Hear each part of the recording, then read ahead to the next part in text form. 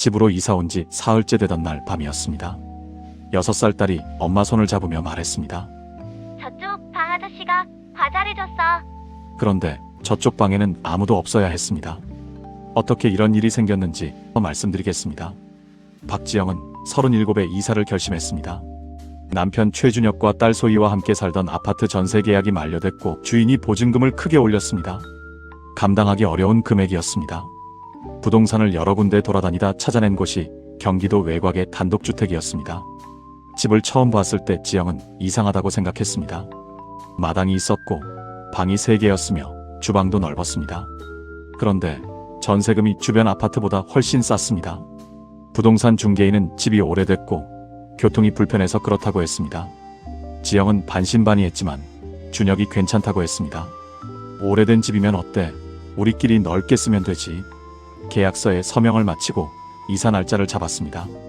이사 당일 짐을 들고 들어서는 순간 집안이 생각보다 더 어두웠습니다. 창문이 작고 벽이 두꺼운 탓이었습니다. 소희는 이사 첫날부터 집이 좋다고 뛰어다녔습니다. 마당에 나가 흙을 만지고 계단을 오르내렸습니다. 이상한 일은 사흘째 되던 날 시작됐습니다. 저녁을 먹고 나서 냉장고를 열어보니 아침에 사다 넣어둔 요구르트 2개가 없었습니다. 소희한테 물었습니다. 소희는 안 먹었다고 했습니다. 준혁도 아니라고 했습니다. 지영은 자신이 먹고 잊었나 싶었습니다. 그냥 넘겼습니다. 그날 밤이었습니다. 자려고 누웠는데 집 어딘가에서 소리가 들렸습니다. 쿵 하는 소리는 아니었습니다. 무언가 바닥에 끌리는 듯한 낮고 둔탁한 소리였습니다. 지영은 일어나 거실로 나갔습니다. 아무것도 없었습니다. 준혁을 깨웠습니다. 준혁은 오래된 집이라 수도관이나 벽 사이에서 소리가 나는 거라고 했습니다. 다시 누웠지만 잠이 오지 않았습니다. 사흘째 저녁이었습니다. 소희가 지영 손을 잡고 말했습니다. 엄마 저쪽 방 아저씨가 과자 줬어. 지영은 그 자리에서 멈췄습니다. 저쪽 방이 어디냐고 물었습니다. 소희는 계단 아래에 있는 문을 가리켰습니다. 지영은 그 문을 알고 있었습니다. 계단 밑 창고로 쓰는 공간 입구였습니다. 부동산 중개인이 창고라고 했던 곳이었습니다. 자물쇠가 걸려 있어서 지영은 열어본 적이 없었습니다. 소희한테 다시 물었습니다. 아저씨 얼굴 봤어? 소희는 고개를 끄덕였습니다. 안경 쓴 아저씨라고 했습니다. 과자 맛있었다고 했습니다. 지영은 그 자리에서 핸드폰을 들어 준혁에게 전화를 걸었습니다. 목소리가 떨렸습니다. 준혁은 퇴근 후 집에 돌아와 창고 문을 확인했습니다. 자물쇠는 그대로였습니다. 소희가 꿈을 꿨거나 상상한 거라고 했습니다. 아이들이 새 집에 오면 상상의 친구를 만드는 경우가 있다고 했습니다. 지영은 그 말을 믿고 싶었습니다. 그런데 사흘 뒤 또 음식이 없어졌습니다. 이번엔 냉장고 맨 아래 칸에 넣어둔 사과 3개였습니다. 지영은 분명히 기억했습니다. 장을 보면서 직접 담아온 것이었습니다. 그날 아무도 먹지 않았습니다. 지영은 그날부터 냉장고에 넣는 식재료 수를 메모하기 시작했습니다. 날짜와 개수를 적어뒀습니다. 그리고 닷새 뒤 메모와 실물이 처음으로 맞지 않았습니다. 달걀 2개가 사라져 있었습니다. 지영은 그날 밤 잠을 자지 못했습니다. 준혁이 옆에서 자고 있었고 소희도 자기 방에서 자고 있었습니다. 집안은 조용했습니다. 그런데 새벽 2시쯤이었습니다. 아주 작은 소리가 들렸습니다. 물 흐르는 소리였습니다. 수도꼭지를 트는 소리. 지영은 일어나 부엌으로 나갔습니다. 부엌 수도는 잠겨 있었습니다. 소리는 아래에서 났습니다. 계단 아래 창고 방향이었습니다. 지영은 그 자리에 서서 한동안 움직이지 못했습니다. 소리는 잠깐 들리다가 멈췄습니다. 지영은 준혁을 깨우러 가다가 멈췄습니다. 또 수도관 소리라고 할 것이 뻔했습니다. 지영은 핸드폰 손전등 기능을 켜고 조심스럽게 계단 아래 창고 문 앞으로 갔습니다. 귀를 기울였습니다. 아무 소리도 나지 않았습니다. 지영은 자물쇠를 손으로 잡아당겼습니다. 잠겨 있었습니다. 그런데 문을 손으로 밀었을 때였습니다. 문 아래 틈으로 아주 희미하게 무언가가 보였습니다. 빛이었습니다. 아주 약한 빛이었습니다. 금방 사라졌습니다. 지영은 한 발 물러섰습니다. 심장이 빠르게 뛰었습니다. 창고에 창문이 없다는 건 지영도 알고 있었습니다. 빛이 나올 수 없는 공간이었습니다. 지영은 그날 밤 결국 준혁을 깨웠습니다. 창고 문 아래 빛이 보였다고 했습니다. 준혁은 잠이 덜 깬 눈으로 따라왔습니다. 문 앞에 서서 귀를 기울였습니다. 아무 소리도 없었습니다. 문 아래를 손전등으로 비춰봤습니다. 아무것도 보이지 않았습니다. 준혁은 지영이 반수면 상태에서 착각한 거라고 했습니다. 오래된 집에서 빛이 반사되는 건 흔한 일이라고 했습니다. 지영은 더 말하지 않았습니다. 다음 날 낮에 지영은 부동산에 전화를 걸었습니다. 계단 아래 창고 열쇠가 있냐고. 부동산 중개인은 잠깐 뜸을 들이다가 집주인한테 확인해봐야 한다고 했습니다. 그리고 이틀이 지나도록 연락이 오지 않았습니다. 지영은 그 사이 인터넷으로 자물쇠를 직접 따는 방법을 검색했습니다. 할 수 있을 것 같지 않았습니다. 대신 창고 문틈에 핸드폰을 밀어넣어 사진을 찍어봤습니다. 문틈이 너무 좁아서 아무것도 찍히지 않았습니다. 일주일이 지났습니다. 이제 지영은 소리에 익숙해졌습니다. 새벽에 들리는 낮은 소리, 가끔 천장 쪽에서 나는 진동. 준혁은 그게 다 집이 오래돼서 그런 거라고 했고, 지영도 어느 순간부터 그렇게 믿으려 했습니다. 그런데 소희가 또 말했습니다. 밥 먹다가 갑자기 아무렇지 않게 말했습니다. 저쪽 방 아줌마도 있어. 지영은 숟가락을 내려놓았습니다. 아저씨만 있던 거 아니었어? 소희는 고개를 저었습니다. 아줌마도 있고 오빠도 있다고 했습니다. 3명이라고 했습니다. 같이 밥 먹었냐고 물었습니다. 소희는 아니라고 했습니다. 문 사이로 얼굴만 봤다고 했습니다. 지영은 그 자리에서 준혁을 불렀습니다.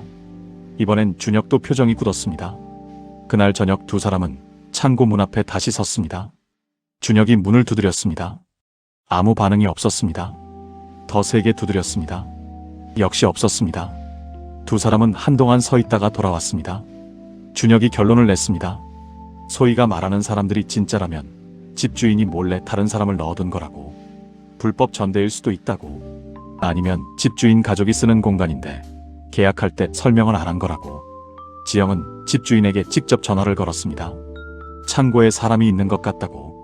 집주인은 당황한 기색 없이 말했습니다. 창고는 쓰지 않는 공간이라고. 지영이 이상한 소리가 들렸고 딸이 사람을 봤다고 하자 집주인은 잠깐 침묵하다 말했습니다. 아이들이 상상을 잘한다고. 소리는 수도관 문제일 거라고. 전화를 끊고 지영은 준혁을 봤습니다. 집주인도 알고 있다는 느낌이 들었습니다. 그날 밤 지영은 일부러 앉았습니다. 거실 소파에 앉아서 기다렸습니다. 새벽 1시가 지났습니다. 1시 반이 됐습니다. 그리고 2시가 조금 넘었을 때 창고 쪽에서 소리가 났습니다. 이번엔 달랐습니다. 물소리가 아니었습니다. 기침 소리였습니다. 사람 기침 소리였습니다. 낮고 짧게 한 번. 지영은 그 자리에서 굳었습니다. 그리고 핸드폰을 들어 녹음 버튼을 눌렀습니다. 다음날 아침 지영은 녹음 파일을 준혁에게 들려줬습니다. 준혁은 2번 들었습니다. 아무 말도 하지 않았습니다. 두 사람은 그날 오전 경찰에 신고하기로 했습니다. 주거 침입 가능성이 있다고. 경찰 2명이 왔습니다. 창고 문을 열어달라고 했는데 자물쇠 열쇠가 없다고 하자 경찰이 직접 공구로 자물쇠를 제거했습니다. 문이 열렸습니다. 안은 창고가 아니었습니다. 작은 방이었습니다. 침대가 있었고 간이 주방이 있었습니다. 옷가지가 걸려 있었고 아이 책가방이 놓여 있었습니다. 그리고 한쪽 구석에 화장실로 이어지는 문이 따로 있었습니다. 경찰이 안쪽 문을 두드렸습니다. 잠깐의 침묵 뒤에 문이 열렸습니다. 40대로 보이는 남자가 서 있었습니다. 안경을 쓰고 있었습니다. 지영은 그 얼굴을 보는 순간 소희가 했던 말이 떠올랐습니다. 안경 쓴 아저씨. 그 뒤로 여자와 중학생으로 보이는 남자아이가 나왔습니다. 3명이었습니다. 그 남자가 먼저 말했습니다. 목소리가 떨렸습니다. 저도 여기 계약하고 들어온 사람입니다. 그 말을 듣는 순간 지영은 머릿속이 하얘졌습니다. 계약하고 들어온 사람. 경찰도 그 말을 듣고 두 사람을 번갈아 봤습니다. 지영이 먼저 말했습니다. 무슨 계약이냐고. 남자는 주머니에서 핸드폰을 꺼내 계약서 사진을 보여줬습니다. 지영은 그 화면을 들여다봤습니다. 집 주소가 같았습니다. 같은 집이었습니다. 그런데 계약 조건이 달랐습니다. 이 가족은 반지하 포함 지하 공간 일체를 단독으로 사용하는 조건으로 계약했다고 적혀 있었습니다. 보증금과 월세가 따로 책정돼 있었습니다. 지영은 자신의 계약서를 가져왔습니다. 나란히 놓고 보니 한눈에 들어왔습니다. 같은 집주인, 같은 주소. 그런데 지영 가족은 단독주택 전체를 사용하는 조건으로 계약했고 이 가족은 지하 공간을 별도로 사용하는 조건으로 계약해 있었습니다. 집주인이 같은 공간을 2번 팔아먹은 것이었습니다. 경찰이 두 계약서를 사진으로 찍었습니다. 거실에 두 가족이 마주 앉았습니다. 어색했습니다.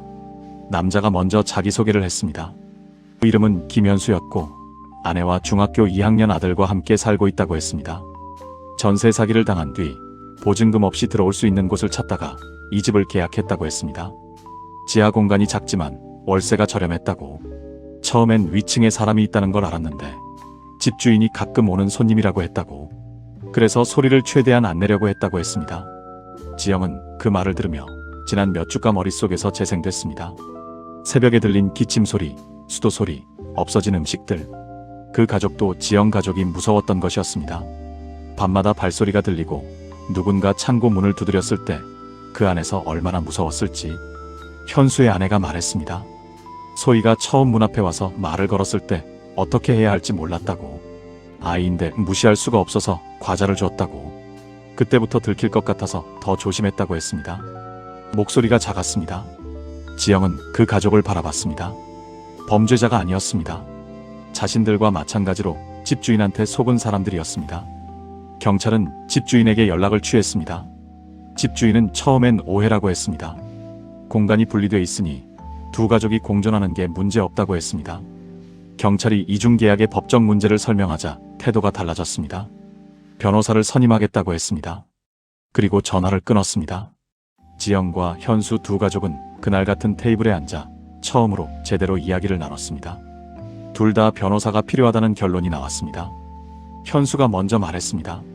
자기는 이미 한 번 전세 사기를 당했기 때문에 이번엔 그냥 넘어갈 수 없다고.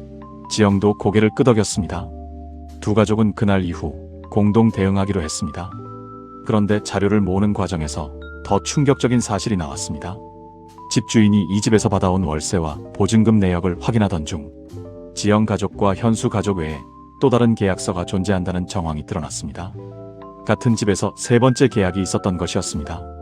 변호사를 통해 집주인의 거래 내역을 추적한 결과였습니다. 이 집에는 과거에도 비슷한 방식으로 여러 차례 이중 계약이 있었다는 정황이 나왔습니다. 집주인이 오래전부터 같은 방식으로 세입자를 받아왔던 것이었습니다. 한 집을 여러 개의 공간으로 나눠 각각 계약하고 서로 모르게 살게 만든 뒤 월세를 중복으로 받는 방식이었습니다. 지영은 그 사실을 듣고 한동안 말이 나오지 않았습니다. 그동안 얼마나 많은 사람이 이 집에서 서로를 귀신인 줄 알고 무서워하며 살았을까 싶었습니다. 변호사는 사기 혐의가 충분하다고 했습니다. 두 가족이 함께 고소장을 제출하면 훨씬 유리하다고 했습니다.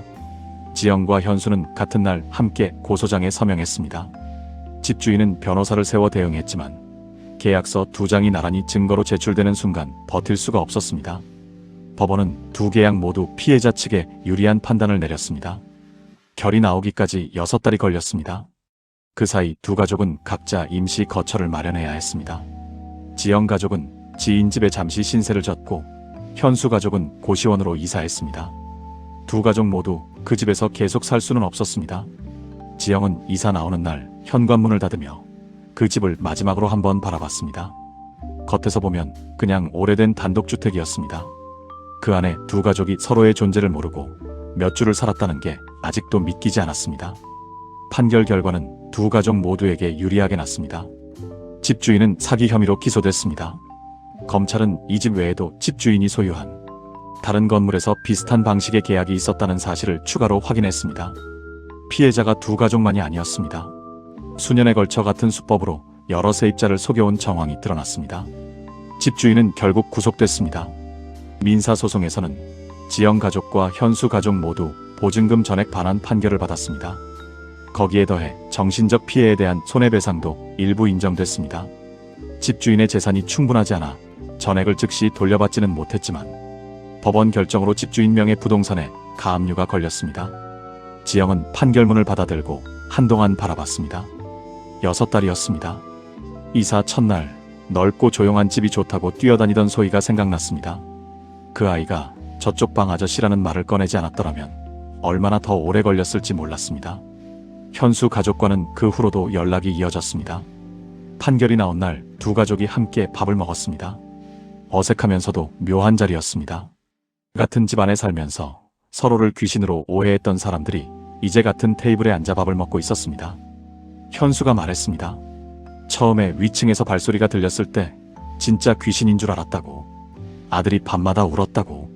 지영은 웃음이 나왔습니다. 자신도 새벽에 기침 소리를 듣고 핸드폰 녹음 버튼을 눌렀다는 걸 말했습니다. 현수 아내도 웃었습니다. 웃으면서도 어딘가 씁쓸한 자리였습니다. 소희는 그 이후로도 가끔 아저씨 생각난다고 했습니다. 과자가 맛있었다고 했습니다. 지영은 그 말을 들을 때마다 뭐라 해야 할지 몰랐습니다. 나쁜 기억이 아니었으니까요. 소희 입장에서는 그냥 친절한 이웃이었을 테니까. 지영은 이 일 이후 집을 볼 때마다 한 가지를 먼저 확인하게 됐습니다. 계약서에 적힌 공간이 정말 내가 단독으로 쓰는 공간인지, 숨겨진 문이나 잠긴 창고가 없는지, 집주인이 다른 계약자가 있다는 걸 명확히 부인하는지, 당연한 것들이었습니다. 그런데 당연한 걸 확인하지 않았기 때문에 그 집에서 몇 주를 귀신과 함께 사는 줄 알고 겁에 질려 살았습니다. 지영은 새로 이사간 집 거실에 앉아 창밖을 바라봤습니다. 소희가 옆에서 과자를 먹으며 텔레비전을 보고 있었습니다. 준혁이 부엌에서 설거지를 하고 있었습니다. 조용하고 평범한 저녁이었습니다. 그리고 이번엔 진짜로 셋뿐이었습니다. 한 가지가 더 있었습니다. 판결이 확정되고 얼마 지나지 않아 현수에게서 문자가 왔습니다. 변호사가 추가로 확인한 내용이라고 했습니다. 집주인이 그 집을 처음 매입할 때부터 이 방식을 계획했다는 정황이 나왔다고. 지하 공간을 창고처럼 꾸며두고 세입자가 존재를 모르게 만든 뒤 따로 계약하는 구조를 만들어둔 것이었습니다. 즉 처음부터 두 가족이 모르게 공존하도록 설계된 집이었다는 뜻이었습니다. 지영은 그 문자를 읽으며 그 집 계단 아래 자물쇠 잠긴 문을 다시 떠올렸습니다. 처음 이사 왔을 때 왜 이렇게 좋은 집이 이렇게 쌀까 싶었습니다. 그 이유가 있었습니다. 누군가 이미 살고 있었기 때문입니다.